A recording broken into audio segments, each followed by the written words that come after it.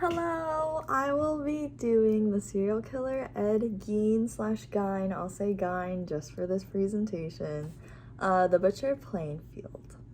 So, Ed Gein was born on August 27th, 1906 in Wisconsin, where he lived with brother Henry, mother Augusta, and father George.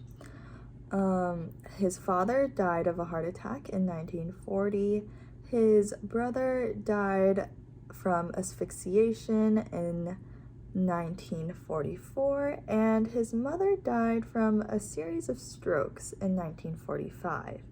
So Ed is now a middle-aged man, all alone, isolated on a farm with no electricity, and believes that sex is bad, women are bad, the outside world is evil, because his mother instilled these thoughts in his head growing up. He starts buying death cult magazines, detective magazines, and likes to read about Nazis and cannibals. So, in 1954, Mary Hogan, a tavern owner, disappears, and police suspect foul play, but the case goes cold. When Ed overhears people talking about the case, he says, "Oh, Mary is not missing, she's at my farmhouse right now." But people think that Ed is joking, because he's a weirdo. 3 years later, a hardware store owner named Bernice Warden disappears, and when her son, the deputy sheriff, can't get a hold of her, he goes to the store where he finds the cash register opened, blood on the floor, and Ed Gein being listed as the last one to buy anything from the store in the receipt book.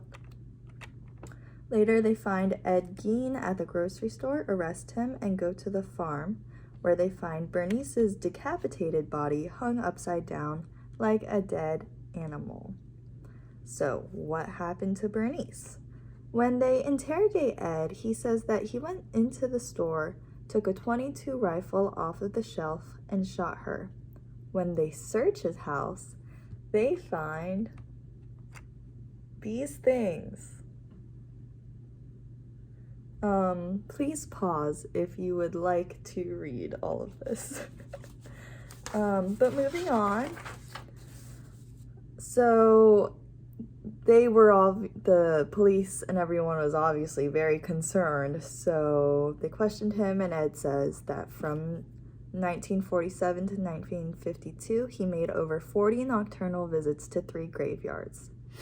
He exhumed recently buried bodies. And the bodies had a description that were similar to his mother's description when she died.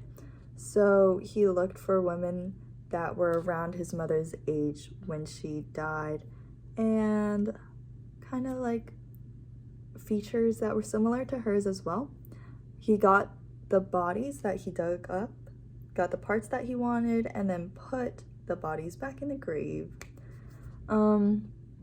And it was found that he developed schizophrenia after his mother's death and went on multiple psychotic breaks. When he visited the graves, he claimed that he was in a daze-like state and would return to consciousness when he was back at home with the bodies and the body parts. So why was because after his mother's death, Gein wanted a sex change and created a woman suit out of those body parts to pretend to be female. So these are the confirmed victims. We have Mary on the left, and we do have Bernice on the right. So Gein only admitted to the murders of Bernice Warden and Mary Hogan, and he said he murdered them because they resembled his mother. And although he admitted to killing the 2 women, he pled not guilty by reason of insanity. There he is at a trial. In late 1957, he was put in psychiatric institutions because he was deemed unfit for trial. Here is a mental institution he was at. Later in 1968, Gein was put on trial, found guilty of killing Warden.